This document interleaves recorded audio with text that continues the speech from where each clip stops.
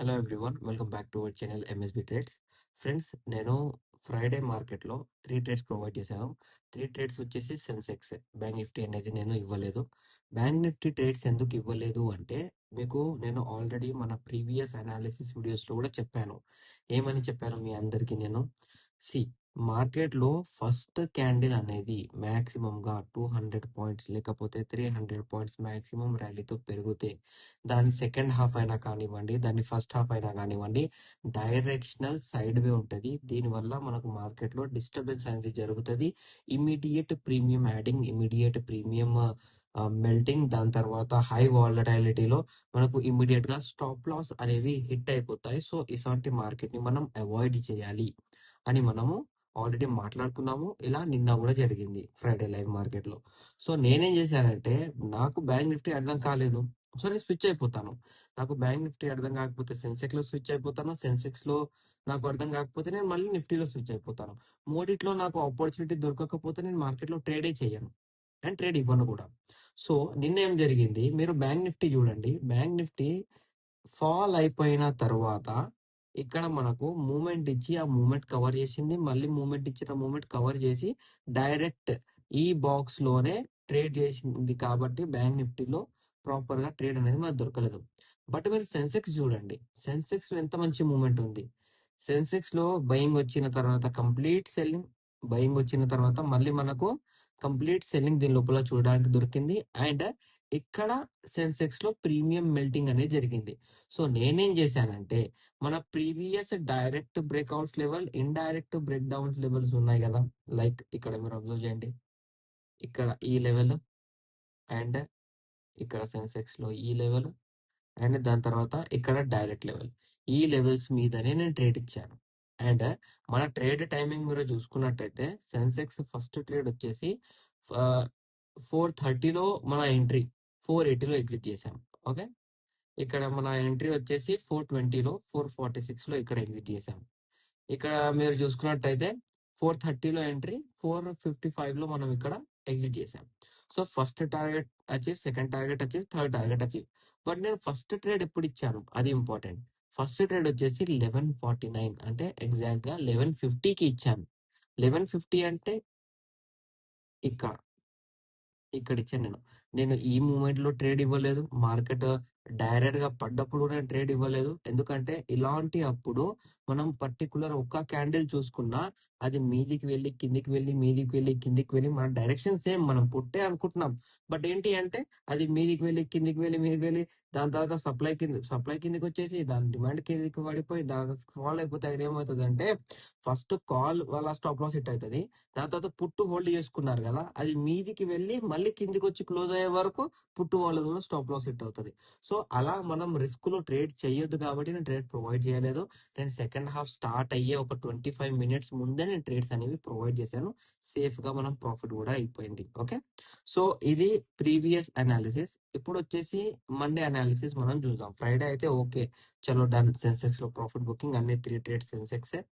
ఇప్పుడు మనం మండే ఏం చేద్దాం, 3rd నవంబర్ కి మన అనాలిసిస్ ఏంటి మార్కెట్ లో? సింపుల్.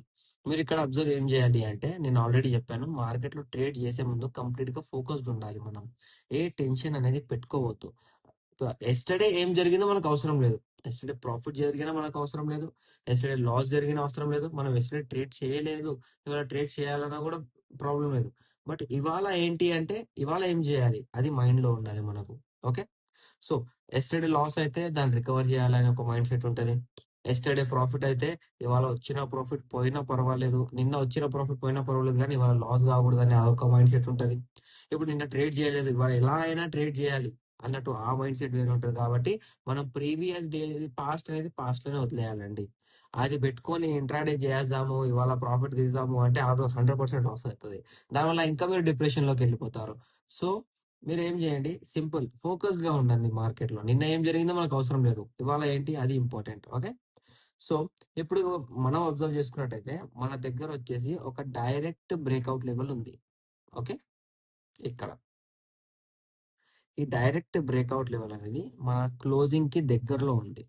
ఇక్కడ క్లోజింగ్ కి దగ్గరలో ఉంది కాబట్టి ఇది వచ్చేసి మనకు direct breakout level the price. 57,659.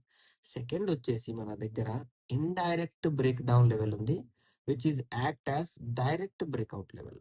ఎందుకంటే ఆల్రెడీ ఇక్కడ మనకు సపోర్ట్ తీసుకుంది, కనిపించిందా?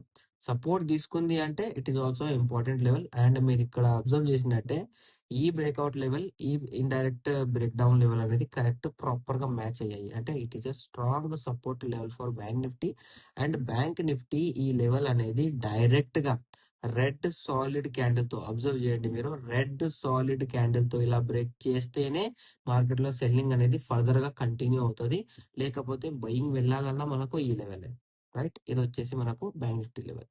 నిఫ్టీలో మనం అబ్జర్వ్ చేసుకున్నట్టయితే సింపుల్ గా నిఫ్టీలో ఒక డైరెక్ట్ లెవెల్ ఉంది, అది ప్రీవియస్ ఇండైరెక్ట్ కి కనెక్టెడ్ ఉంది. చూపిస్తాను నేను, కనిపించిందా? ఈ level previous indirect break down level act as direct breakout level. Indirect break down level, direct breakout level, direct breakout level.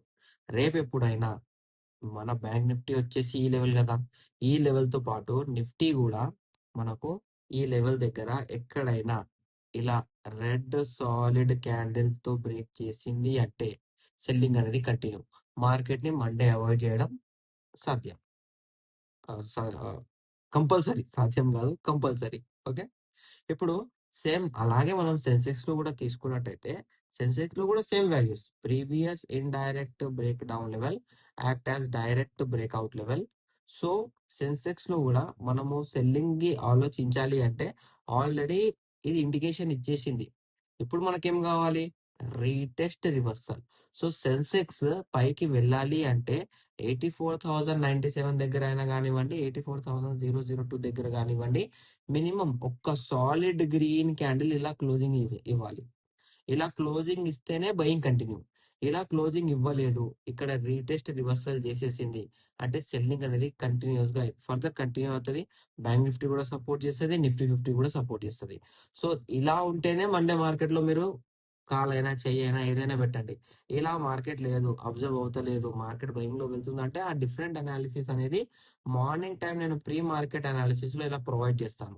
మీరు ఇప్పటి వరకు మన ఫ్రీ టెలిగ్రామ్ గ్రూప్ ఛానల్లో లేకపోతే డిస్క్రిప్షన్ లో లింక్ ఉంది, ఆ లింక్ ద్వారానే జాయిన్ కాండి. పర్టికులర్ గా టెలిగ్రామ్ లోకి వెళ్ళి ఎంఎస్బి ట్రేడ్స్ అని సెర్చ్ చేసి జాయిన్ కాకండి. అలా చాలా మంది నా పేరుతో స్కామ్ చేస్తున్నారు. కాబట్టి మన యూట్యూబ్ వీడియో డిస్క్రిప్షన్ లో లింక్ ఉంది కదా, దాన్ని క్లిక్ చేసి మీరు జాయిన్ కాండి. ఇది వాళ్ళ నా అనాలిసిస్. మీకు నా అనాలిసిస్ నచ్చినట్టయితే వీడియో లైక్ చేయండి, షేర్ చేయండి, మన యూట్యూబ్ ఛానల్ ని సబ్స్క్రైబ్ చేసుకోండి. Thank you for watching my video.